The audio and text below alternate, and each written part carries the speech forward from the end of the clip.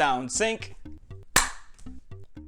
That sounded stupid. Anyway, the tabletop role-playing game Grok finally released after a very successful Kickstarter campaign. It only cost $1 to get the only digital version of the Kickstarter.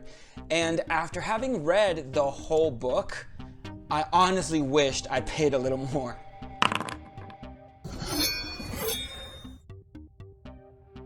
Welcome to Critical Insight, the show where we talk about all things tabletop role-playing games with a focus on GM and player advice and product reviews and sometimes news. My name is Felix Alexander, and what seemed to be an overly simplistic tabletop role-playing game system turned out to be, without a doubt, my favorite new tabletop role-playing game in years. And this is even mentioning the Marvel Multiverse RPG, video reviewing the whole thing incoming. Today, I want to talk about why I really think you should give it a try. But before that, the statistics show that more than 1/4 of the people who watch my videos are not subscribed. So if you could please give the video a like and subscribe to the channel. I want to get to 1,000 subscribers before the end of the year. So if you could please support by subscribing to the channel, that would be great. Now, onward to the content.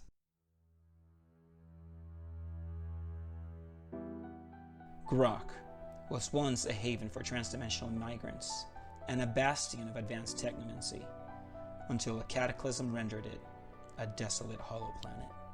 Now, feral monstrosities haunt its chasms, cities float among the clouds, and a derelict space station encapsulates the planet and bathes the world in perpetual phosphorescent radiation. Yet, a new era of enlightenment is dawning. Civilizations grow from the ashes. Relics of immense power await those who would learn their lost secrets. And threats of cased warfare loom as leaders vie for power. All the while, a creeping black nothingness peers up through the hollow of the world. This is Grok. Now, there's a couple of things I want to talk about the game, and I want to focus on the visuals and the system itself, or the game mechanics itself. And first, we're going to start with the visuals. Now, I'm not normally into this kind of art style. It has this kind of punk, pseudo-grotesque, psychedelic metal cartoon aesthetic that really sets the mood for the kind of game it is. But honestly, I'm really kind of vibing it. You see, to me, it depicts a world that is strange and dangerous, but also fun and exciting, yet very mysterious and dark. At least that's what it evoked in me. And after reading the world primer that it has at the end of the book, I do have to say that's exactly the kind of style that would make this kind of game work. The second thing I want to talk about when it comes to the visuals is the layout. The layout to me was impeccable.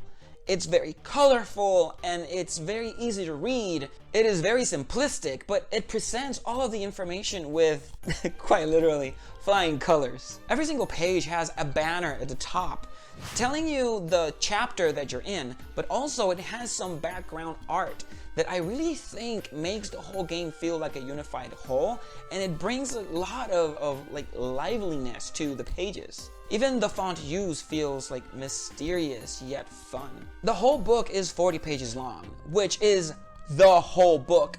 All of the instructions and everything you need to play is found in 40 pages, which makes getting into it particularly easy. I downloaded the file yesterday at about midnight. I read it today, and it took me about 2 hours to read the whole thing.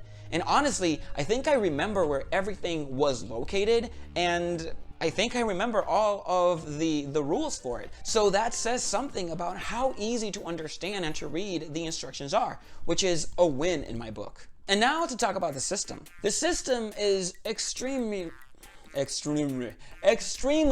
rules light, which means that there aren't that many things that you have to consider when you're either narrating a story as a GM or a director, how they call it in this game, or if you're the ones who's playing as the playable characters, who in this game are called the actors. Now, despite the fact that it is a very rules-light game, there's still a lot of meat to it because every decision that you make feels like it matters. Now, this is the character sheet. It looks very simple, but everything that you write in there is a decision that you make that matters. For example, you only have 3 attributes: your physical, mental, and social abilities. Which, in other words, the book says that you can infer the kind of skills or abilities that the character has just by looking at their scores for those particular attributes. But also, your traits can determine whether or not you have advantage or disadvantage on certain interactions or actions, which immediately makes it very important to know what you're writing there. Now, your assets is like one of the most important things about the characters. You see, assets in this game basically determine the abilities or actions that you're able to perform. Not exactly like that, but more or less. Let's say, for example, that you have there a well-sharpened sword rather than a dull sword. This, if the director allows it, could give you the possibility of maybe having like a sort of advantage on the attack roll because it's a well-sharpened sword. Also, one of the things that you have to choose at character creation, which by the way only has 3 steps, is that you have to choose an outfit or the kind of attire that your character is wearing. If you have, for example, a space officer's uniform, we could then figure out that your character has all of the paraphernalia related to a space officer's uniform, which could mean anywhere from the badge, maybe like the jacket or a helmet that they can use, whatever. But the things that you write there also drive the narrative. Let's say that you have a book of spells, for example. The book specifies that if you want to go look through the spell book to find a spell to use, it's going to take you much longer than it would if you just wrote there that you have a memorized fireball, for example. Now, because you have it memorized, yes, it takes a whole slot, of which character creation you have only 7, but you don't have to waste a lot of time looking for the specific spell in the book to then cast fireball. Rather, you just say, I want to cast fireball. Which is very interesting because every single thing that you could have that interacts or modifies your interactions with the game world, whether to attack, whether to have some sort of bonus when you're trying to talk to someone, all of those things are right there for you to use, and the ones that you decide to have there really determine the kind of actions that you're able to perform or the interactions that you would be able to engage in.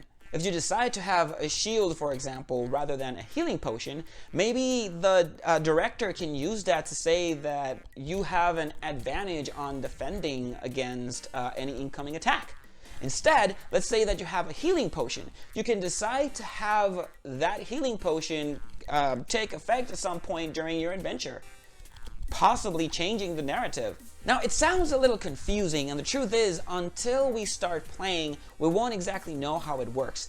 But the concept is amazing, to me at least, because it's completely new from anything that I have experienced before. I also love that the book has a lot of tables that you can roll in, not only for directors to like create NPCs, but also to sort of generate the kind of environments that the players are going to engage in or are going to experience within the game, which is fascinating that not only can you use them for that game, but you could also use them for any other game system that you use. So, as a conclusion, I'm pleasantly surprised at how they managed to capture everything I really like about a system. I really like the fact that you can manifest your character however you want, and also play in a variety of different settings within the world of Grok. And I can't wait to try it with my players, and I wish I would have paid for the whole thing, because honestly, I think I would keep a physical copy of that game in my go bag. I think the game really lends itself to be one of those things that you just keep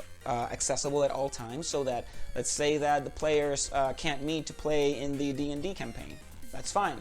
Let's go play Grok. One of the players is going to be there late. Let's go play Grok. Definitely give it a shot. I think you're going to enjoy it.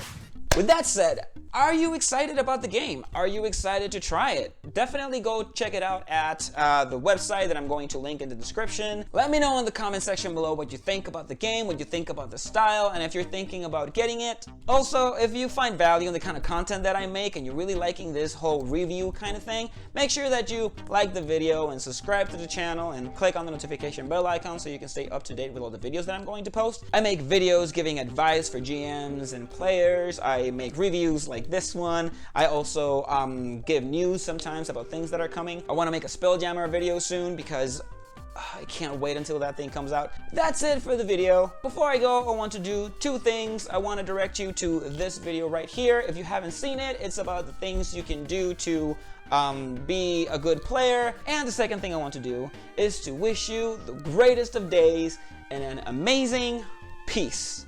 Catch you next time, guys.